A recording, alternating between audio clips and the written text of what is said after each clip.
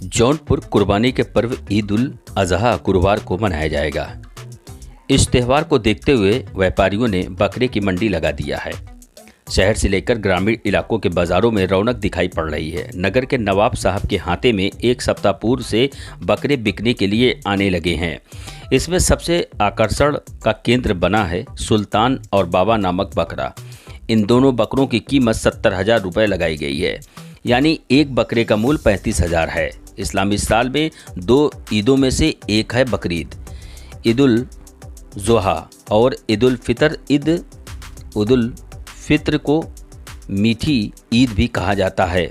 इसे रमज़ान को समाप्त करते हुए मनाया जाता है। एक और प्रमुख त्यौहार है ईद उल मिलादुल नबी, लेकिन बकरीद का महत्व अलग है। इससे बड़ी ईद भी कहा जाता है। हज की समाप्ति पर इसे मनाया जाता है। इस्लाम के 5 फ़र्ज माने गए हैं। हज उनमें से आखिरी फ़र्ज माना जाता है। मुसलमानों के लिए ज़िंदगी में एक बार हज करना ज़रूरी है। हज होने की खुशी में ईद उल ज़ुहा का त्यौहार मनाया जाता है। यह बलिदान का त्यौहार भी है। इस्लाम में बलिदान का बहुत अधिक महत्व कहा गया है कि अपनी सबसे प्यारी चीज़ रब की राह में खर्च करो। रब की राह में खर्च करने का अर्थ नेकी और भलाई के कामों में। कुर्बानी की कथा यहूदी, ईसाई और इस्लाम तीनों ही धर्म के पैगंबर हज़रत इब्राहिम ने कुर्बानी का जो उदाहरण दुनिया के सामने रखा था, उसे आज भी परंपरागत रूप से याद किया जाता है। आकाशवाणी हुई कि अल्लाह की रज़ा के लिए अपनी सबसे प्यारी चीज़ कुर्बान करो।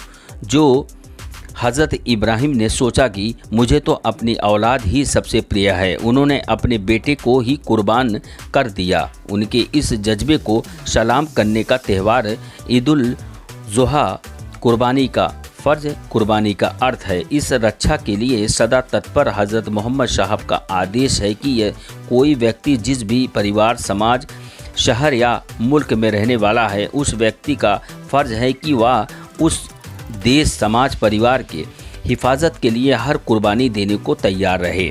ईद उल फितर की तरह ईद उल ज़ुहा भी गरीबों और मजलूमों को खास ख्याल रखा जाता है।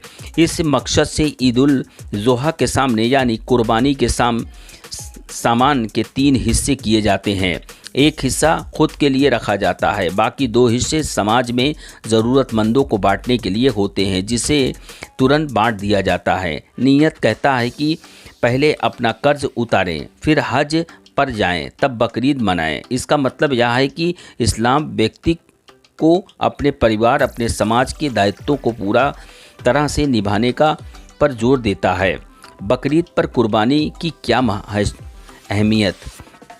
ईद उल ज़ुहा या बकरीद के दिन फ़र्ज़ कुर्बान का दिन होता है। आम तौर पर हम सभी जानते हैं कि बकरीद के दिन बकरे की कुर्बानी दी जाती है। मुस्लिम समाज में बकरे को पाला जाता है, अपनी हैसियत के अनुसार उसकी देख रेख की जाती है और जब वो बड़ी हो जाता है उसके बकरीद के दिन अल्लाह के लिए कुर्बान कर दिया जाता है, जिसे फ़र्ज़ कुर्बान कहा जाता है। बकरीद का इतिहास। इसके पीछे एक ऐतिहासिक तथ्य छिपा हुआ है, जिसमें कुर्बानी के ऐसे दास्तान हैं जिसे सुन ही दिल कांप जाता है।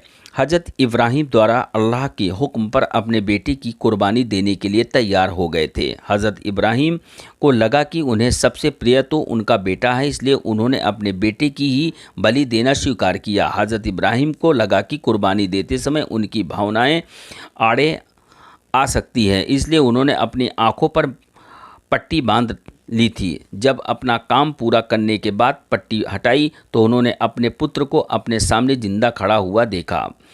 बेदी पर कटा हुआ मेमना पड़ा हुआ था। तभी से इस मौके पर बकरे और मेमनों की बलि देने की प्रथा है।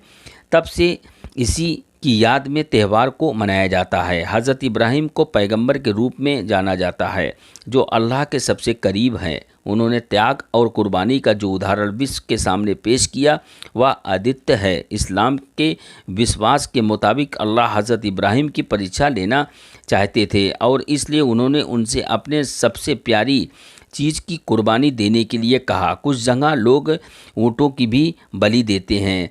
तब ही से कुर्बानी देने की परंपरा चली आ रही है, जिसे बकरीद ईद उल ज़ुहा के नाम से दुनिया जानती है।